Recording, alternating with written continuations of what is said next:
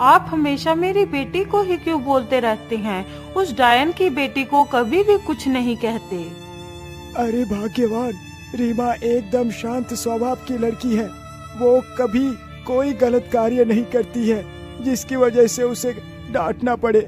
अच्छा, इतनी ही ज्यादा अच्छी है रीमा, तो उसे ही खेत की रखवाली के लिए भेजा करिए। हमारी बेटी को क्यों भेजते हैं? आज से मेरी बेटी कभी भी खेत नहीं जाएगी। राम कुमार ने 2 शादियां की थी। दोनों पत्नियों का एक एक बेटी थी। रामकली बड़ी ही कुटिल स्वभाव की थी। वो हमेशा ही चंद्रकुमारी से लड़ती और झगड़ती रहती थी, जिसकी वजह से राम कुमार को अपने दोनों पत्नियों के लिए अलग अलग घर बनवाने पड़े थे।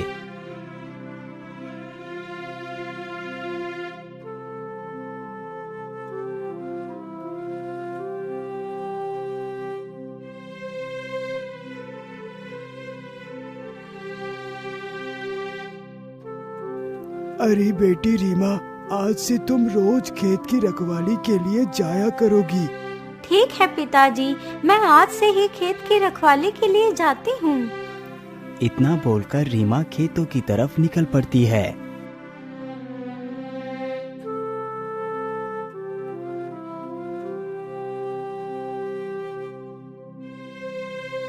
रीमा चलते चलते जल्द ही खेत पर पहुंच जाती है।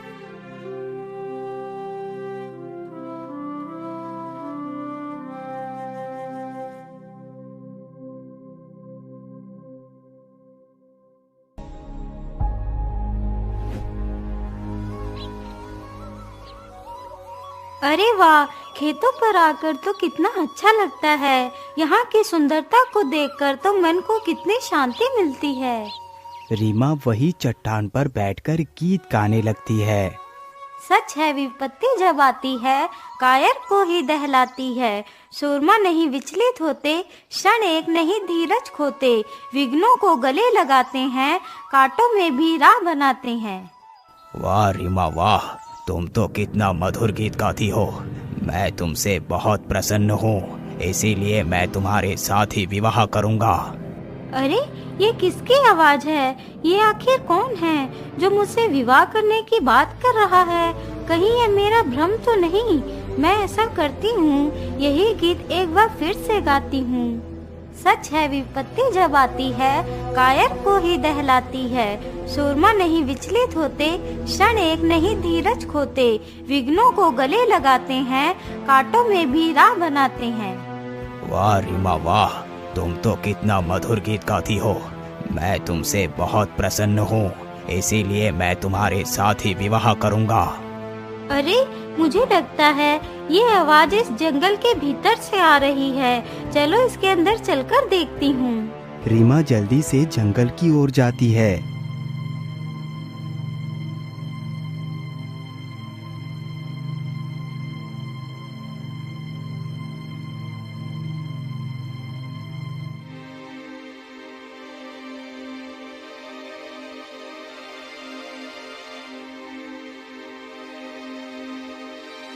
आखिर ये आवाज कहाँ से आ रही थी?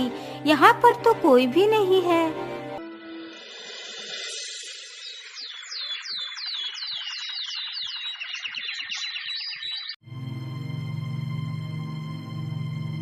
माँ, पता नहीं वह आवाज कहाँ से आ रही थी। मैं तो कुछ समझ ही नहीं पाई। जब मैंने जंगल के पास जाकर देखा तो वहाँ पर कोई भी नहीं था। माँ, अब से मैं खेत पर नहीं जाऊंगी। अरे बेटी, क्या बात है? आज तुम खेत पर क्यों नहीं गई? अब तक तो तुम्हें खेत पर होना चाहिए था। नहीं पिताजी, अब मैं खेत पर नहीं जाऊंगी। लेकिन क्यों बेटी, तुम खेत पर क्यों नहीं जाओगी? राम कुमार के पूछने पर रीमा सारी कहानी अपने पिता को सुनाती है। अरे बेटी, तुम ये कैसी बात कर रही हो? भला ऐसे कैसे हो सकता है? नहीं पिताजी, मैं एकदम सत्य कह रही हूँ। यदि आपको मेरी बात पर विश्वास नहीं तो आप मेरे साथ चलकर देख लीजिए। इतना कहकर रीमा तथा उसके माता पिता और गांव के कई सारे लोग राम कुमार के खेत पर जाते हैं।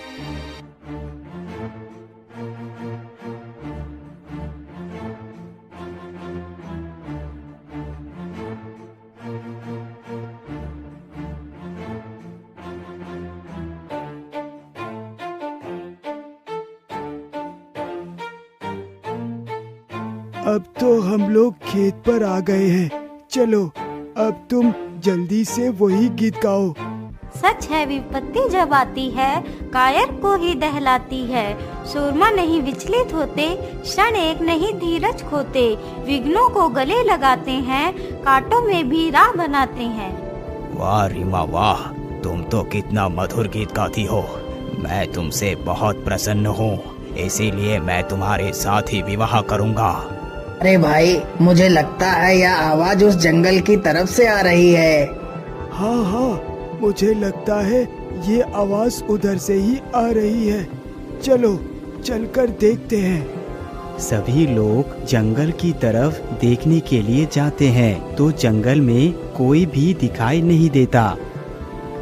अरे ये तो कितनी अजीब बात है, यहाँ पर तो कोई भी नहीं है, फिर भी ये आवाज कहाँ से आ रही थी? अरे भाई, कहीं यहाँ पर कोई भूत तो नहीं रहता है जिसकी ये आवाज थी? मुझे तो बहुत डर लग रहा है। चलो यहाँ से वापस लौट चलते हैं। अरे नहीं चुन्नीलाल, तुम इतना डर क्यों रही हो? हमें पता तो लगाना ही होगा कि आखिर यहाँ पर किसकी आवाज आ रही है। सारे लोग फिर से वापस उसी चट्टान के पास पहुँचते हैं। अरे बेटी, तुम एक बार फिर से वही गीत गाओ। पिता के कहने पर रीमा फिर से वही गीत गाने लगती है। फिर से जंगल से वही आवाज आती है। अरे कौन है उस जंगल में? कौन बार बार मेरी पुत्री से विवाह करने की बात कर रहा है? यदि तुम सच में हमारी पुत्री से विवाह करना चाहते हो तो मेरे सामने आओ। हाँ हाँ, मैं तुम्हारे सामने आऊंगा, लेकिन उससे पहले तुम्हें मुझसे एक वादा करना होगा। हाँ हाँ बोलो, तुम क्या वादा करवाना चाहते हो? मेरा वादा यही है कि मैं तुम्हारे सामने तभी आऊंगा यदि तुम अपनी पुत्री का विवाह मुझसे करने का वादा करो। अच्छा ठीक है, मैं वादा करता हूँ कि मैं अपनी पुत्री का विवाह तुम्हारे साथ ही करवाऊंगा। राम कुमार के ये बात बोलते ही जंगल की तरफ से एक शेर निकल कर आता है। शेर! हे भगवान, यह तो एक शेर है। अरे भागो यहाँ से।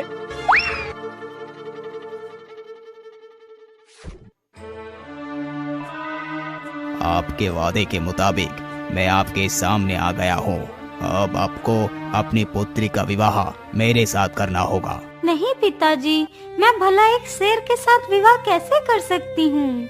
नहीं जी, आप ये विवाह नहीं कर सकते। आप अपनी बेटी का जीवन भला कैसे बर्बाद कर सकते हैं? लेकिन भाग्यवान, मैंने इस शेर से ये वादा किया है कि मैं रीमा का विवाह इसी शेर के साथ कराऊंगा, तो भला मैं अपना वादा कैसे तोड़ सकता हूँ? जब ये खबर रामकली को मिलती है कि रीमा की विवाह एक जानवर के साथ होने जा रहा है, तो वो मन ही मन बहुत खुश हो जाती है। अरे वाह वाह, यह तो बहुत अच्छी खबर सुनाई तूने।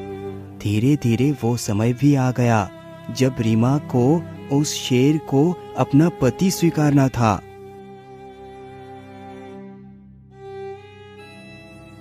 बेटी, अब तुम बरमाला पहना दो।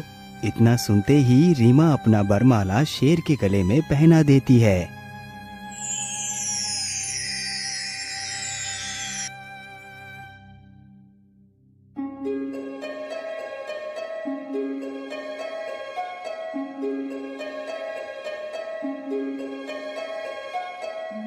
अरे आप तो एक शेर थे, लेकिन बरमाला पहनते ही आप एक इंसान कैसे बन गए?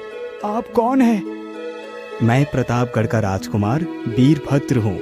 मुझे ये शाप मिला था कि मैं एक शेर बन जाऊंगा, और जिस दिन कोई लड़की मुझे इसी शेर के रूप में स्वीकार कर मुझसे विवाह करेगी, तो मैं फिर से अपने वास्तविक रूप में आ जाऊंगा।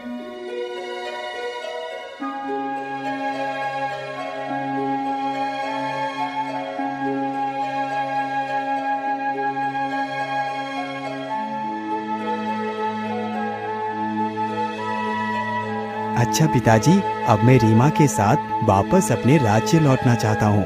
मुझे जाने की आज्ञा दें। ठीक है बेटा, जरा ध्यान से जाना। इतना सुनकर राजकुमार रीमा को लेकर वहाँ से चला जाता है। अरे वाह, इसे तो घर बैठे ही अपनी पुत्री के लिए राजकुमार मिल गया।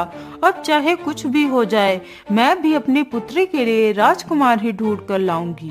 अरे बेटी, जल्दी से जंगल चलो, मैं तुम्हारे लिए भी राजकुमार ढूंढ कर लाऊंगी। इतना सोचकर दोनों माँ बेटी जंगल की तरफ निकल पड़ते हैं। रामकली भी एक शेर की तलाश कर रही थी, जिसके साथ वो अपने पुत्री का विवाह कर सके, क्योंकि उसका भ्रम था कि शेर फिर से राजकुमार बन जाएगा और उसकी बेटी महारानी बन जाएगी।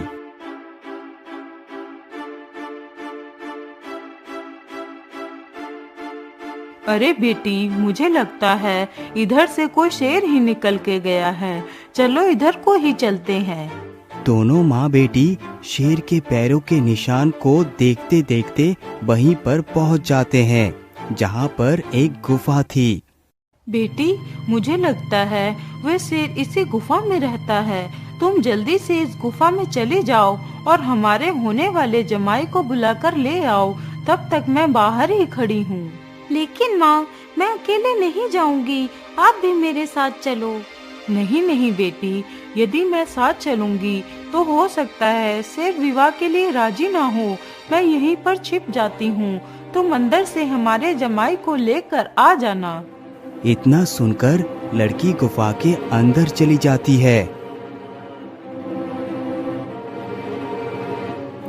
उस लड़की को गुफा में गए हुए काफी समय गुजर जाता है। अरे, मेरी बेटी को गए हुए तो काफी समय गुजर चुका है, लेकिन अभी तक वह लौट कर नहीं आई। रामकली इतना सोच ही रही थी कि तभी गुफा के अंदर से एक शेर बाहर निकलता है, जिसके मुंह पर ढेर सारा खून लगा हुआ था। वो शेर गुफा से नदी की ओर चला जाता है। अरे ये क्या, इस शेर के मुंह पर तो खून लगा हुआ है। कहीं इसने मेरी बेटी को कोई नुकसान तो नहीं पहुंचा दिया। इतना सोचकर रामकली जल्दी ही गुफा के अंदर जाती है, तो दिखती है गुफा के अंदर सिर्फ और सिर्फ उस लड़की के कपड़े ही मिलते हैं और कुछ नहीं, जो कपड़े खून से रंगे हुए थे। हे भगवान, ये मैंने क्या कर दिया? मैं लालच में आकर अंधी हो गई थी। मैंने अपने ही हाथों से अपनी बेटी की जान ले ली। मुझे माफ कर दो बेटी, मुझे माफ कर